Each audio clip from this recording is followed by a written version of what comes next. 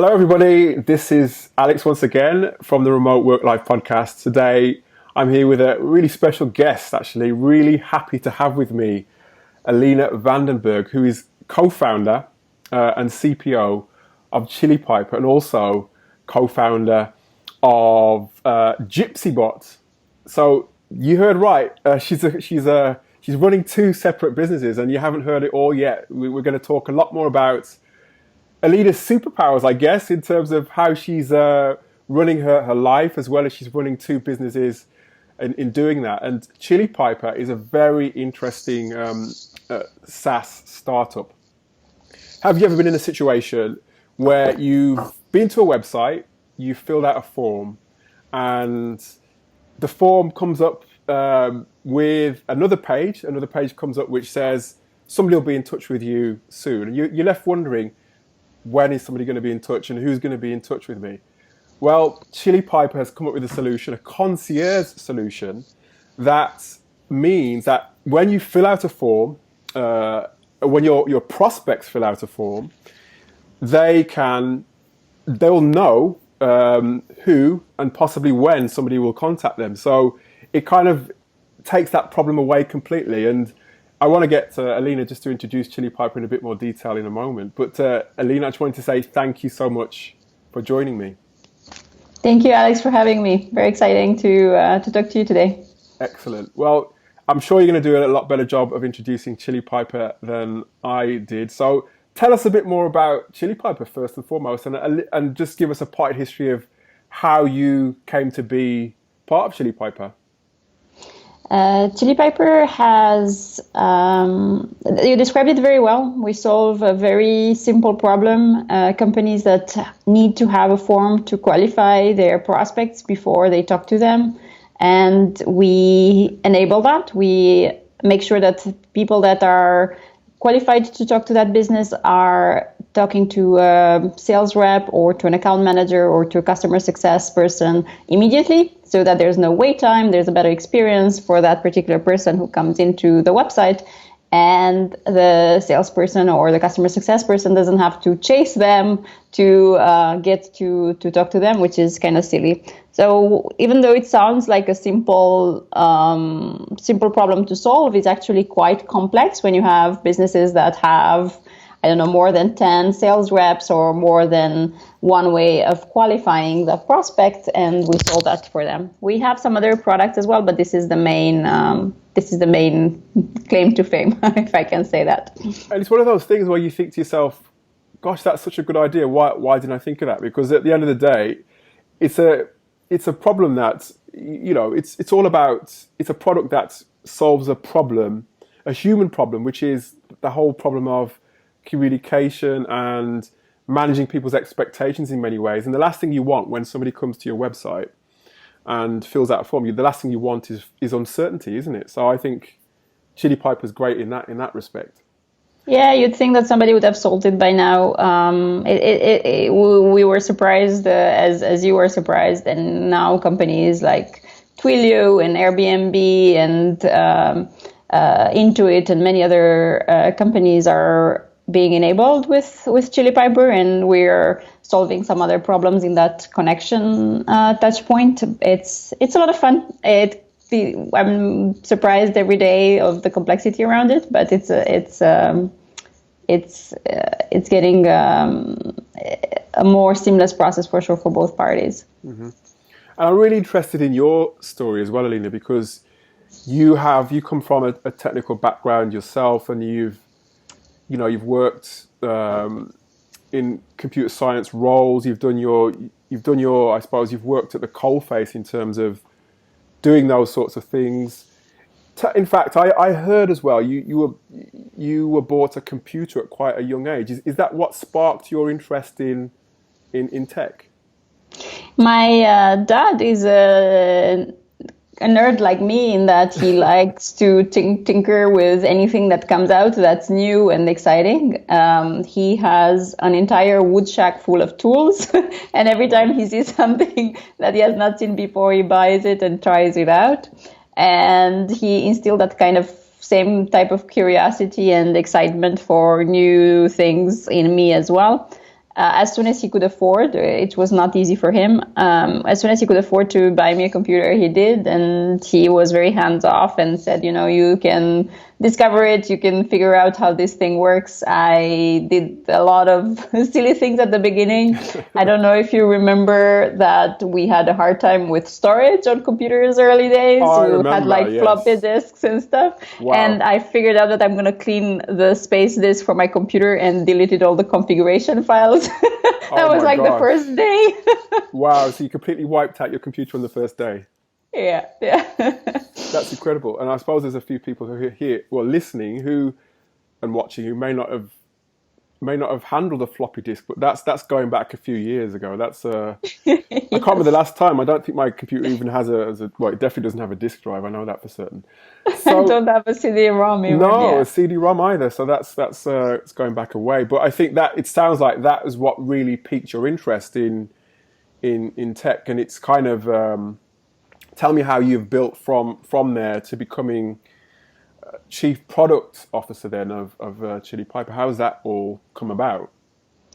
So I have this interest in technology from my dad, and then I have a very polar opposite from my mom, which is an interest in art, an interesting in visuals, and interesting in colors and shapes, and which goes very well with product, because you have to, when you build software in general, you have to have a sensitivity for the velvet and for the way the product is visually represented to the user. So that the two combination kind of went very well together. I didn't know at that time in school that product is even a thing. I don't think that kids in school are taught that product is even a career path. Still now, not. No, it's a very abstract thing. I don't even know I don't know how I would explain to a 10-year-old what product is. But now that they get to experience their iPhones with Snapchat and TikTok, they understand that there's somebody behind that product, and they understand that somebody makes decisions on how that product behaves and what features go.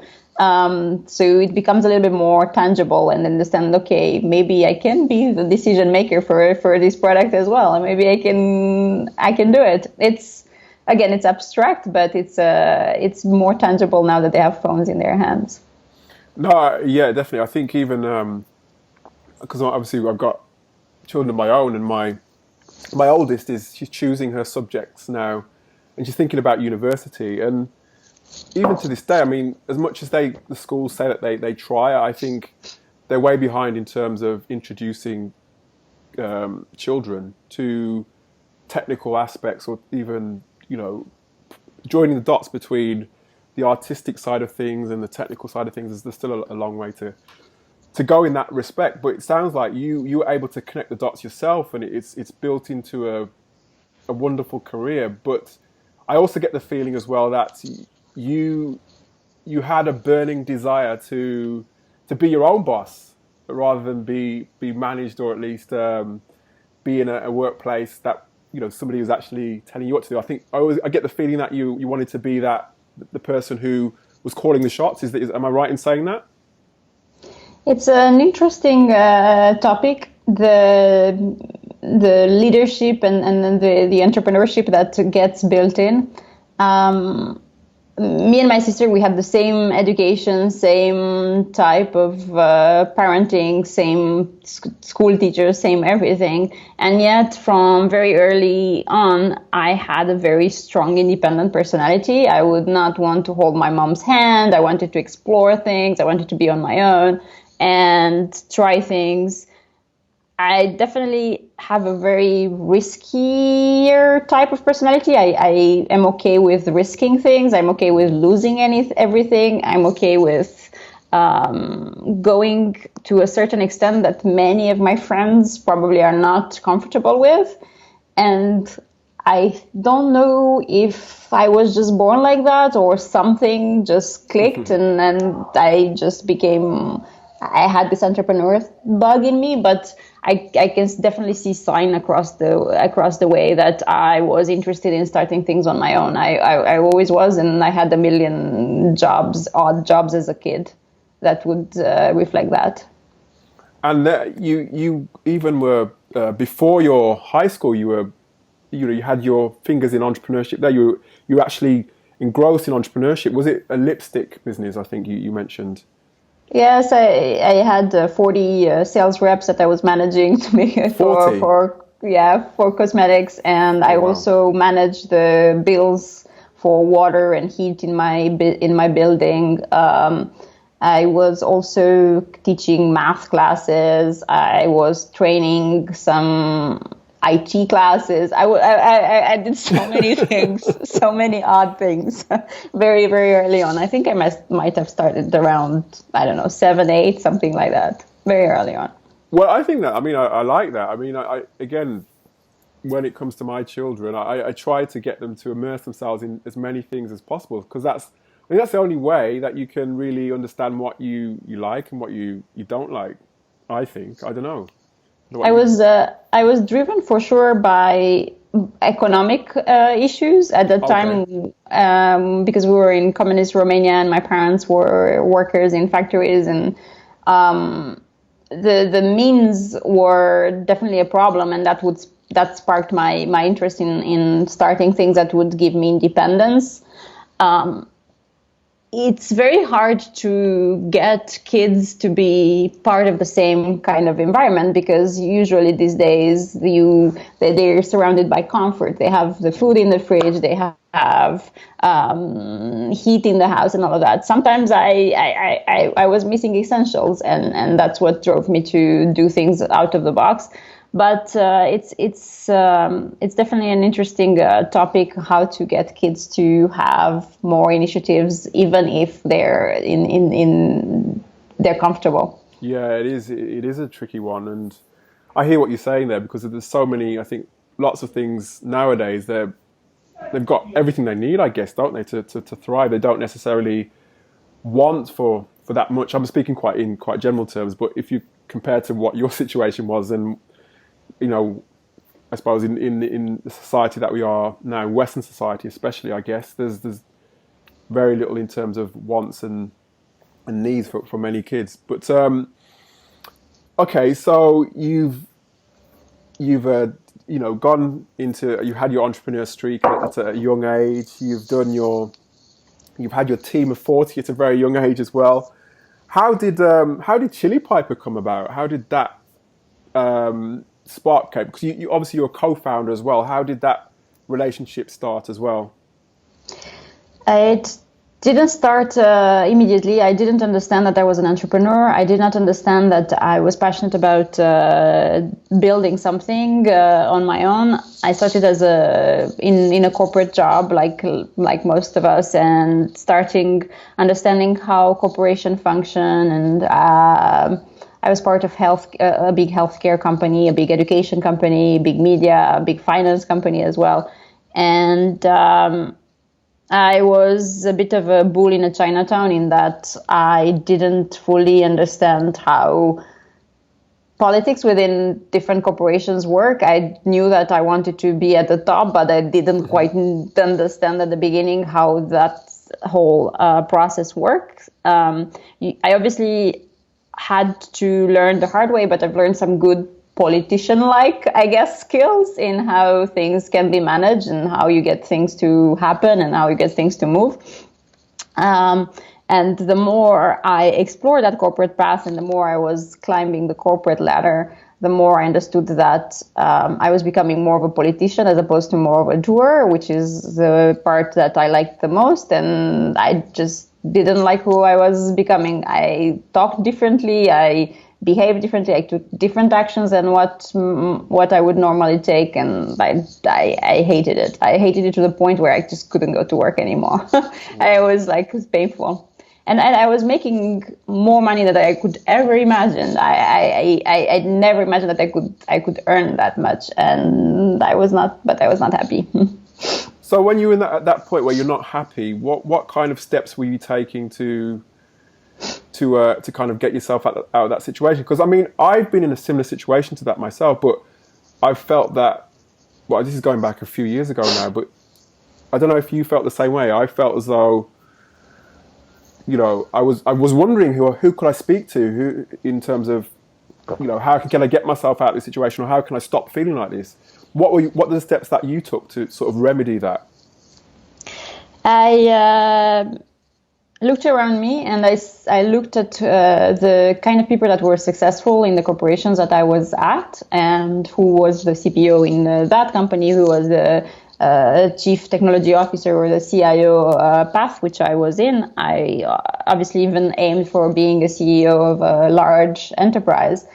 And if the founder is not the CEO, but somebody hired to manage that company, in many cases, at least in where I was, the passion for building something was gone. The drive was more for stock, for let's make this share worth more. Let's make sure that the revenues are of a certain size. It was not about building something that was interesting. It was much more about shareholders' value. And I had a hard time making that my main mission. the cash, making it my main mission is really hard to be driven by that. Yeah. And that was hard for me. I said, I cannot become that person. I cannot be that person. Yeah, and I think you've touched on a great point there, because, I mean, there are people where that, money is their main driver, but I think if you can't figure out, or if you're in a situation where, your values are not quite aligned with the people that you're working with or the business that you're working in, that's the point at which you're unhappy. That's a trigger in itself that you should do something. And you did. You were able to identify what was passionate, what your mission was, what was important to you, I guess, deep down inside, and take those steps to then be where you are now, I guess. But I'm sure it wasn't all that easy. I'm sure, did you have to go through sort of different stages of understanding, actually, I like this, but I don't like that, and sort of crossing things off your list before you got to where you are now? Yes, I definitely had to peel a lot of layers to understanding what I really liked, what I was really passionate about, what I was really good at, and what I was struggling with. And after a lot of self-reflection, I found that the things that I like the most is building software. And I like to come up with interfaces that simplify complex processes. That's my talent, and I should put it to work. I should not let it dormant in a closet and dust it off. And it's interesting because this talent of building software that is easy to use, even though it solves for complex problems, is not frequent. It's a rare talent. I'm currently hiring from product managers and product designers that can join our team, and it's not easy. We have hundreds and hundreds of candidates, and I have a little test that I give them to, and very few pass my test. Like very, very, very few. I would say 1 out of 200 barely goes to the next stage. And it's interesting that I didn't realize the scarcity of this particular talent. And it goes back to what you said, is that it's very hard to teach it in school. It's a hard to understand talent. But it's needed because our society depends on technology quite a lot, and it's going to become even more dependent on technology to solve complex problems. And as a result, I said that, you know what, I'm just going to focus on that. I'm going to focus on this talent that I have. And the fact that I went in enterprise was surprising for me at first. I thought I'm going to probably go to healthcare or to education, where I thought that I'm much easier to find the mission to maybe cure disease, or in healthcare where you educate kids. I'm still very passionate about education. So the path of enterprise was a bit unexpected, but I understood that because of the scarcity of talent in solving complex problems, even fewer people go to enterprise software. People are much more, if they have this talent, are much more likely to go to consumers products that they have an affinity for. So it was an interesting path. I was exposed to enterprise software because of the roles that I had, and I always thought that they were clunky and hard to use, and they were not solving my problems. They were not making my job easier. And I said, there has to be somebody to make these jobs easier. There has to be somebody to make people happier when they go to work and make their jobs easier. And I can be that person. I have the right exposure to solving their problems. And I think you've highlighted a great point, as another great point, because I mean, I've interviewed Nick Francis of Help Scout. I've interviewed some great leaders of not just tech leaders, but people who really talk about understanding yourself, understanding what problem it is you're trying to solve first before you then talk about the skills you use or the skills that you want to use in order to solve that problem. Because a lot of people go about it the wrong way, like you've just alluded to. They talk about all the skills that they have and all the projects that they've worked on, but they haven't necessarily gone through the path that you've gone through in actually using those products or at least understanding what the problems are and then picking a problem to solve. And maybe even, I suppose, when you think about healthcare is an obvious, there's obvious problems that people can see in healthcare, but in enterprise, I guess there aren't obvious problems unless you've sort of really be part of it. Be part of those problems. So I love that. And this is a valuable lesson. If anybody's going to be applying to any of Alina's roles, don't think about your product skills or your tech skills first. Think about the problem that you want to solve. And if you're not yet at the stage where you can apply to Alina's roles, go and work in tech and understand those products more and understand the problems behind those products, so you can then present yourself as a candidate who can solve them and help Alina out. So yeah, I love that. I love that particular scenario. And going back to Alina, so you've identified yourself now that these are problems I want to solve. I'm going to fast forward quite far because I noticed a post of yours on LinkedIn. It was around about 2015, 2016, where you talked about quitting your job, right? And that's a pretty big milestone, I guess. And building a startup. Tell me about that. It was not easy because you go from a lot of income to zero income, and at that time I did not have savings, so it was not it was not an easy jump, but I could not do it anymore. I just could not continue that path. And at the same time, my husband, who's a serial entrepreneur, kept insisting that I should join him, because we have such complementary skills. I said, you know what, I'll give it a try. I'll give it a try at least 1 year, and I'll give it everything that I have so that I don't regret it. And I've not looked back. I've not looked back ever since. So you wouldn't go back into corporate life now?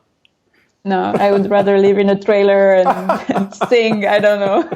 I would not. I cannot go back. Well, it sounds like, I mean, you're on an upward trajectory with the business anyway, so it doesn't sound like you need to look back. It sounds like it's going in the right direction. It's a lot of fun. Excellent. And I think that the reason why I like it so much is it's not because I'm no longer part of a machinery that the corporate system can feel like. It's because I have the opportunity to instill in our company the kind of values that I find important when working with others. In that, for instance, we don't have much hierarchy at Chili Piper. We'll have to have some sort of hierarchy as we're hiring more people, but we have like a very flat process right now, and it feels like you're working with a lot of smart people and you're influencing each other in the right way when you're building things. And diversity is important for me, and kindness is important for me, and ownership is important for me, so that everybody can feel like they're contributing 100%, not just a cog in the wheel. And that's what makes things even more interesting. No, I think so, and values as well. It's just what makes me tick. It's what kind of it makes anybody tick. That's what I think most of the best businesses, when they're hiring, that's what really draws people in and gets them to really fall in love with their business and really get that business from the get-go.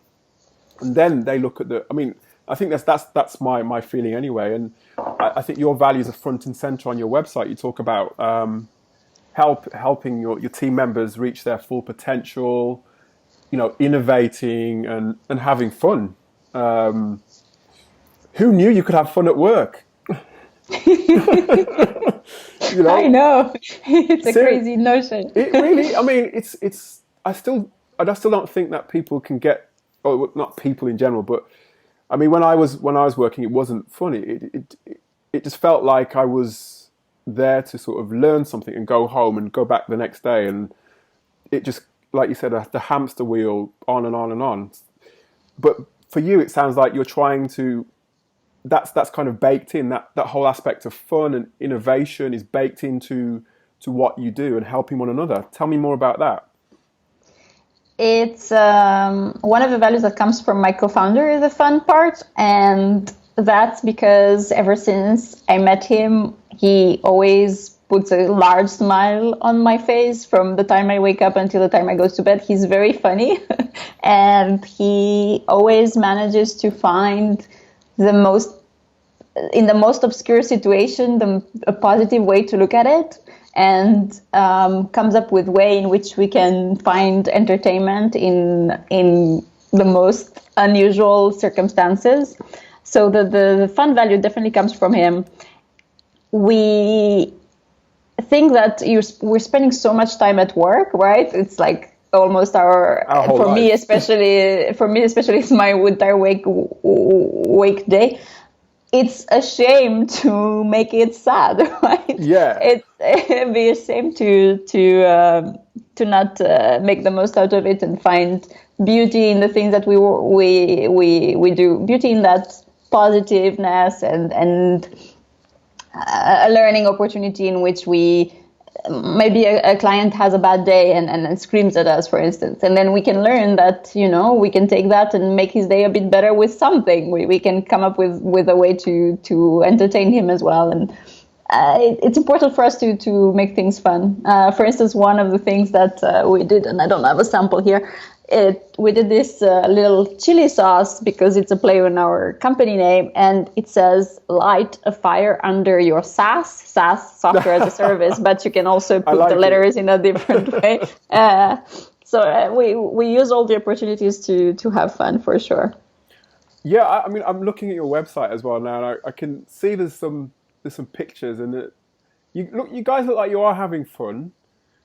I think you should bring that out more because that to me is the kind of vibe and that's the kind of atmosphere I want when I go to work.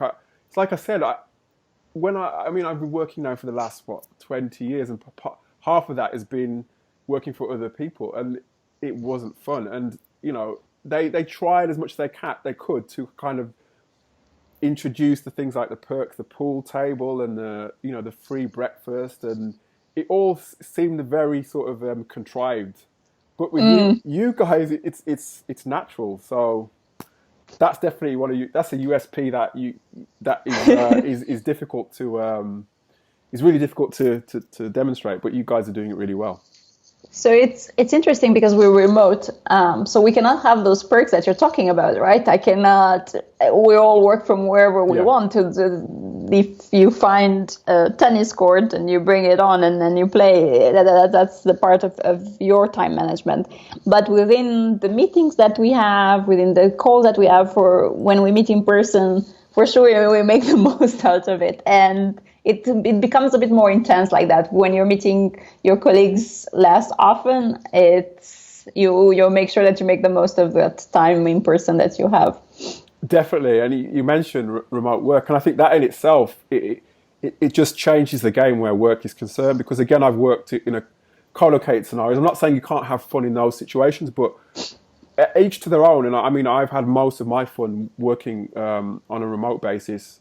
And that doesn't mean I've been isolating myself by any means, but there's still very much a team ethic there. But I think the remote work is a gift it helps in so many different ways, and it's helping your team to grow as well. Tell me more about your decision behind going remote.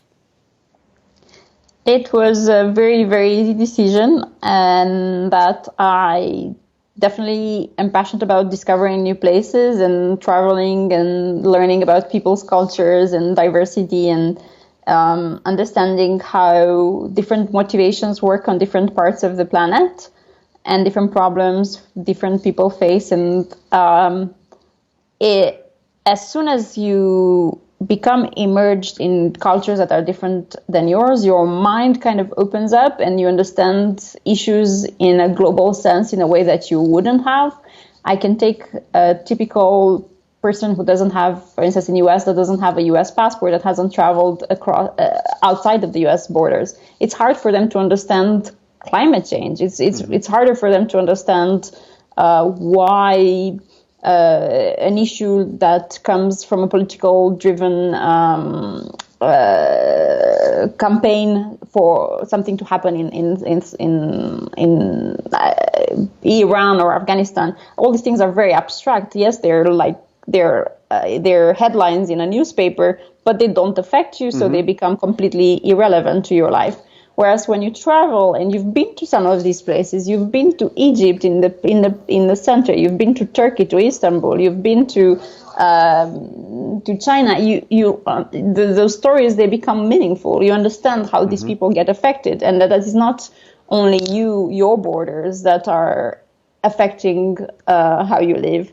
And because of that diversity, I feel like I'm a better person, and I would love if I can share that kind of growth that I've experienced by traveling to many other people. It's not so much about it's not so much about culture, but it's more of understanding how issues affect us all when we're doing something, how everybody gets affected. And I love to share that, and I'm really grateful that we're quite diverse right now. We're from so many countries and so many cities, and as a result, I feel like we're all learning from each other so much. And you've grown so quickly as well. I mean, I was speaking to Nicholas yesterday. Nicholas is the co-founder of Chili Piper, and he was. I was saying that I was reading an article. It was dated 2018, and at that time you had 28 people, and right now you have 42. And would you say that working on a remote basis has enabled you to grow? Has enabled that growth? Well, we have bigger goals than that. 40 is just the beginning. I would love to get employees in every country, right, and get to know how that culture can work. But for sure, it's easier to find talent when you're not restricted by boundaries. Especially now, I live in New York, and New York is super competitive. There's Google, there's Amazon, there's Facebook fighting for tech talent, and a kid out of school here who has finished computer science can get upwards of $100,000 in salaries. And for a startup, it's very hard to compete with that, with tech giants like that. Whereas us, we're not restricted. We can hire anywhere. We find talent and people that are willing to learn and get on a path of rocket ship. Mm-hmm. Yeah, and it's a fast moving, it's a fast pace you've got there. And what is the makeup of your team right now? Do you have I know you said you're quite flat in your structure, but have you sort of segmented it into different departments as yet? We have the engineers, like everybody. The engineers that I have scrums with every day. We have the sales team that is rapidly growing. We just hired a CMO, and the CMO is hiring the marketing engine. So far, we've functioned without marketing. I don't know how we did that. It's interesting because we put these job posts on and we advertise them on websites like We Work Remotely and things like that. And I try to advertise on female only distribution channels as well. But we still get a majority of applicants are male. Mm-hmm.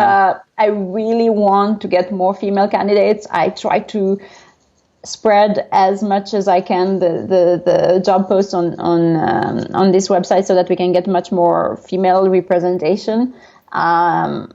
It's for sure we're diverse in culture, but we're not yet diverse in female versus male, and I'm fighting to change that. Mm-hmm.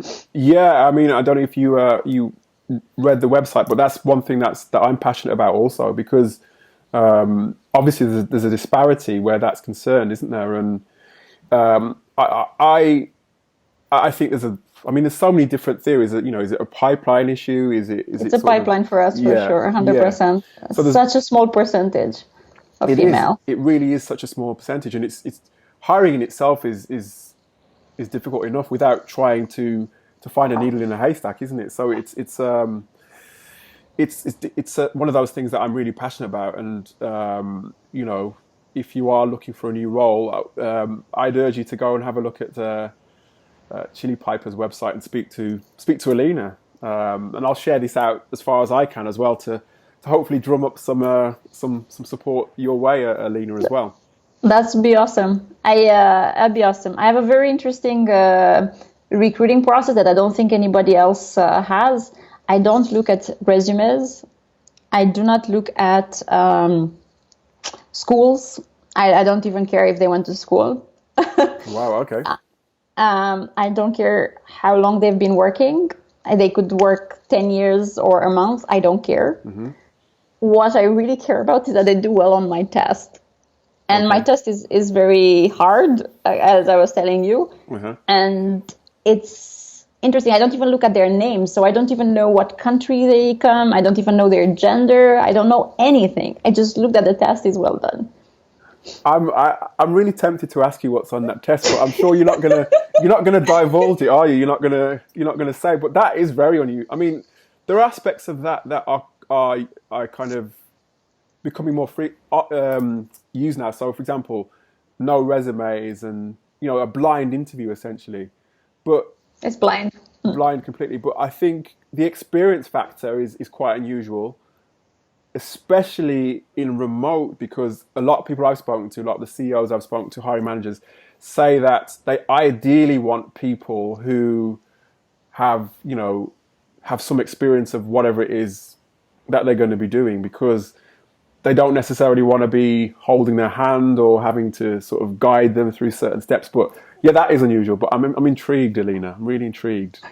Well, it's the skills. When you start work, it's having the right skills to do the job really well. And those skills are not reflected in the resume or in anything else but your work.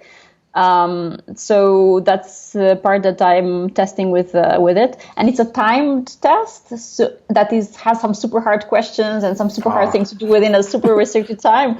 So you have to be super greedy and super motivated and multitasking at the same time. So I think that's the reason why it's harder than the normal recruiting process.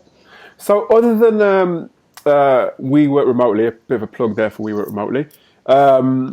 What other places are you advertising your roles, and how are you attracting people to the Chili Piper? We have a network of recruiters as well in some countries. We have some websites where we post. We also get a lot of applicants from LinkedIn. We are quite active on LinkedIn, not as an outbound channel, but more because our salespeople post whenever they see something interesting, and then somebody else sees their post and they see, oh, these people are having fun. Versus our account executives, like, I don't know how they manage to find each other, but they love skiing and snowboarding. So they often post videos and pictures of them snowboarding, and people wonder, well, where do you work, on top of mountains? Yeah. It's an unusual post for a salesperson. And similarly, we have our customer success team just decided to move to Colombia. So they post a lot of pictures in like super cool places and at the carnival. So people are interested, and they say, oh, these people do not have your typical 9 to 5 jobs. So I want to be part of it. I think that's a big hook. And, TaxJar as well, taxjar.com, they're going the same route in terms of they focus on their values as well, and they focus on what they do outside of work, because at the end of the day, you can get 1 million people that have got like a product manager CV or a marketing manager or a marketing director CV. But at the end of the day, if what really hooks people in, I guess, is the things like the travel, is the things like cooking, or is the things like the things that they share, the things that they have in common, right? That's what draws people in. Definitely, there's an aspect of similarity in hobbies and passions, and obviously the community is very important for every one of us, and being part of that community, not on that business that you work timetable, but on your own timetable. So that, I don't know, if you have a kid and you want to pick them up at a certain time from school, there's no restriction on that. And if you want to cycle at 2 p.m. because that's when that's when there's no traffic. It definitely creates a different rhythm in people's life, and a space for them to be passionate about things that they would not be passionate about otherwise. It's like I said before, it's a gift. When you've worked in a scenario, like I said, remote work doesn't suit everybody, but when you worked in a scenario that doesn't suit you, when you then move to a scenario that suits you, whether it be remote or not, but especially for remote for me, it's a gift because, like Alina said, you can do the things that you perhaps couldn't do if you were, I don't know, in a job that demanded that you work late, for example, and those sorts of things, and didn't have a balance. So you managed to strike a balance yourself, haven't you, Alina, in terms of running two businesses, and you've had a little new arrival to your family quite recently as well. I had a baby, which has changed a lot of things for sure. Back to your observation that remote work is not for everyone. It's indeed the case. We observe that not everybody can resist within this framework, because you definitely need to be a bit more self-disciplined and a little bit more self-aware. And we had employees that got isolated, and then they decided not to be part of the community office or do things outside of that, staying at home and working, and that can burn you out as well. So it's definitely not for everybody. You have to be very much aware of how you spend your time and how you get to interact with the world. The part for me that clicked is that I have to work on things that are more creative, I guess, than your typical role. And ideas don't come to me when I sit at my desk. Ideas come to me when I walk. Ideas come to me when I bike, when I exercise, and I sometimes get stuck on something and I cannot proceed, and I go and I do something that's a bit more unusual. Boom, an idea comes to me. Mm-hmm. So for me, it suits me very well. I also don't like to do things that normally people like to do. I don't like to cook, unfortunately. I like to eat, but I don't like to cook. I don't like to go shopping. So as a result, I am really attached to the work that I do. I really like software and building software, and that's what I think about in the evening. That's what I think about in the weekends. So it definitely suits me well. Now that I have a baby and a child as well, I'm much more intentional about my time, for sure. Yeah. In that I am very aware if I do something that's not beneficial for me or for him in his education, like scrolling mindlessly on social media or I don't know, staring at articles that are not going to make me a better person. Mm-hmm. It has changed things a bit, yeah. Yeah, and that intent is, it doesn't suit everybody, as we've said. That intent is important. I think I did a podcast the other day about looking after your not just your mental health, because mental health is getting a lot of coverage right now, but I think especially as somebody who works remotely, because sometimes there's a habit, we sit down quite a lot, I guess, unless you have a sit-stand desk, for example. You have to look after your physical health as well, the physical side of things, and especially like you said, now you have a child, Alina. I've got my children. You have to be mentally and physically equipped to sort of deal with all those different scenarios. So you have to know yourself, like Alina says. You have to know what you want to do, but then you have to have the discipline to actually do those things. Don't just say you're going to go and exercise or go and ride your bike or go for a walk. Do it. And and really find out what those passions are for you. And how has it been with you with your baby? How are you balancing everything? I think I don't. Well, I am lucky because I have my mom around and she's very good with my baby. So as a result, I don't have that in the back of my mind that it gives me the kind of peace of mind that I don't think any other organization would. I know that he's in good hands and my mom loves him and he loves her. So I'm lucky. I'm very lucky in that regard. I'm very aware of it. And whenever I do spend time with him, I make sure that it's hyper quality time, that we enjoy. We don't look at screens. I don't even have a TV service at home, so there's no risk of that. We're doing a lot of outdoor activities. We make sure that we get a lot of air and vitamin D. Vitamin D is a hot topic these days. Oh yeah, it's so important.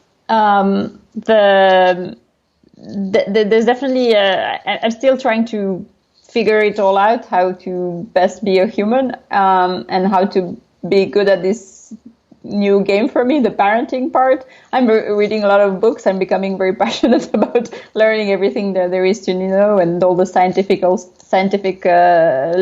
on the subject. But it's a fun path. Yeah, it is, and I think you learn as you go along. I think it's one of those roles that you can't. There's no job description for it, and there's no sort of list of things to do now, and this is what you should do at this scenario. You kind of learn on the job. On the job. Yeah. And that whole thing of balance, I think that word balance, I suppose, it does it puts people under pressure, doesn't it? Because it makes you think that everything should be sort of like perfectly aligned. But for me, what I've learned is that the balance is that everything is as happy as it can be. Everything is sort of ticking along as it can be. That balance does change, but it kind of, you work it out. You work it out eventually. So that's great, and I admire you for what you're doing, Alina, in terms of growing your business, and your family. It's and traveling and remote work. For me, you've got everything sorted out as far as I'm concerned. So I really admire what you're doing. So what is in the? I don't want to take up too much of your time. I could ask you so many more questions, but I don't want to take up too much of your time. But I wanted just to ask you, what's on the horizon for Chili Piper? What are your plans for the up and coming months, next year or so? Well, first of all, I want to just step back for 1 second and just pinpoint something in that you are definitely a positive person and showing a lot of gratitude. And I think that's a super important value. We often forget that gratitude should be part of our everyday routine. It changes a lot of things and it allows us to view things in a new light. With that said, I think that as I'm looking at the future of Chili Piper and our company, keeping that particular value is very important to me at scale. Mm-hmm. Making sure that people don't forget to be kind to one another, that we don't forget to be grateful of the things and seeing positiveness in our interactions is going to be interesting to manage at scale. Keeping a self-starting orientation in everybody to have that kind of ownership where everybody can affect everything and there's no organizational structure is going to be interesting at scale as well. Mm-hmm. So there's definitely a lot of thinking that we'll have to go through in terms of operations as we're scaling and how to keep that same fun attitude that we have towards work. At the same time, in order to sustain ourselves and in order to sustain our employees, we have to grow revenue as well, of course. And that is important in everything that we do. We have to become sustainable and be economically viable.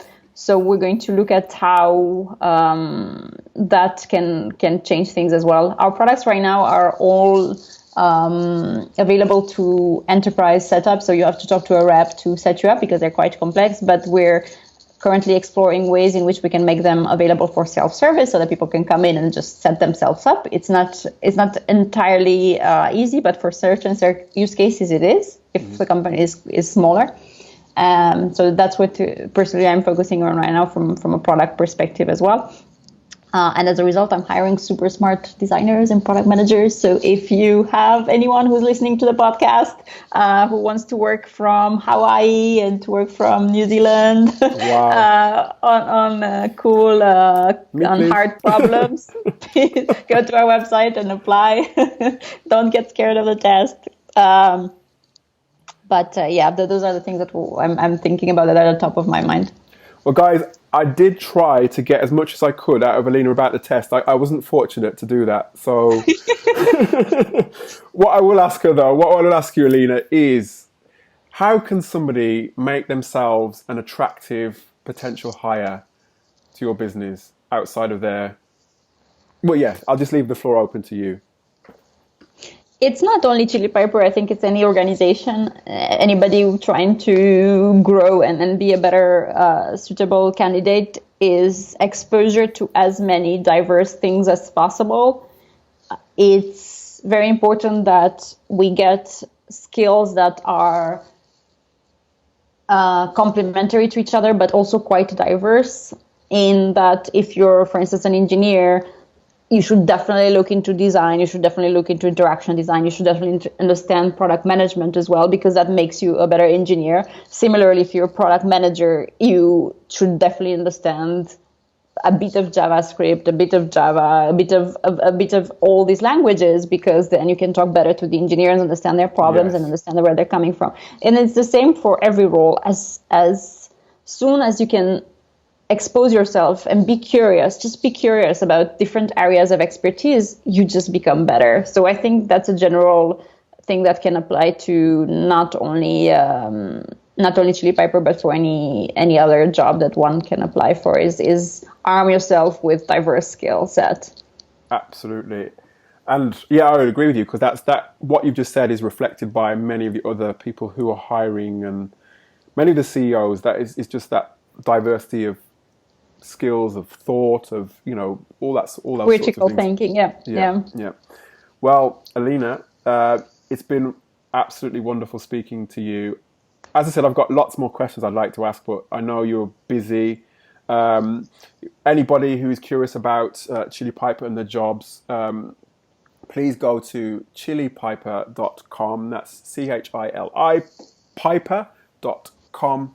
and have a look at their jobs pages and check them out. And I recommend having a look and seeing what you can see. But Alina, thank you so much for joining me on the Remote Work Life podcast. I'll certainly be keeping an eye on what Chili Piper is doing and what you and Nicholas are doing. So all the best with it for the future. Thank you, Alex. I had a lot of fun. You too. And let me know when the episode is up so that I can share it. I certainly will. Thank you, Alina. Bye-bye. Bye.